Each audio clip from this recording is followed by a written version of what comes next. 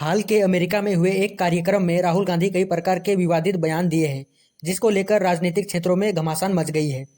दरअसल राहुल गांधी अमेरिका में स्थित वाशिंगटन डीसी के जॉर्ज टाउन यूनिवर्सिटी के एक कार्यक्रम में शामिल हुए थे।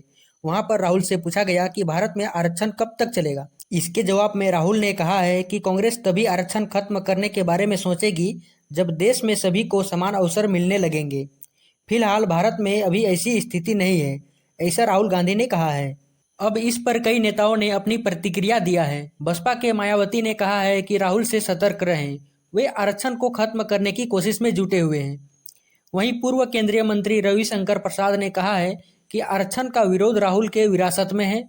राहुल गांधी जिस संविधान को लेकर घूमते रहते हैं, उसी के साथ सबसे बड़ा छलावा कर रहे हैं।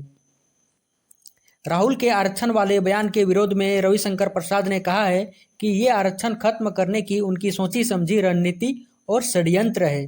उनका संविधान की रक्षा का दावा एकमात्र ढकोसला है। जॉर्ज टाउन यूनिवर्सिटी के कार्यक्रम में राहुल गांधी ने यह भी कहा है कि भारत में यदि निष्पक्ष लोकसभा चुनाव होते तो बीजेपी की सीटें 246 के करीब नहीं आती। राहुल गांधी ने कहा है कि भारत में एजुकेशन सिस्टम, मीडिया और जांच एजेंसियों पर आरएसएस का कब्जा है।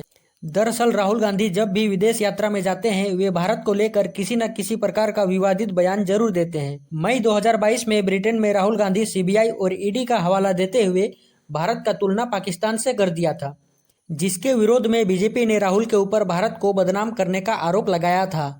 इससे पहले 2020 में राहुल इटली के दौरे पर गए हुए थे, जब पूरा कांग्रेस स्थापना दिवस मना रहा था, लेकिन वह इस स्थापना दिवस में शामिल नहीं हुए, जिसके ऊपर विवाद खड़ा हो गया था। फिर इससे पहले दिसंबर 2019 में भी राहुल गांधी दक्षिण कोरिया गए हुए थे। यह वही समय था जब पूरे भारत में सीएए का विरोध हो रहा था।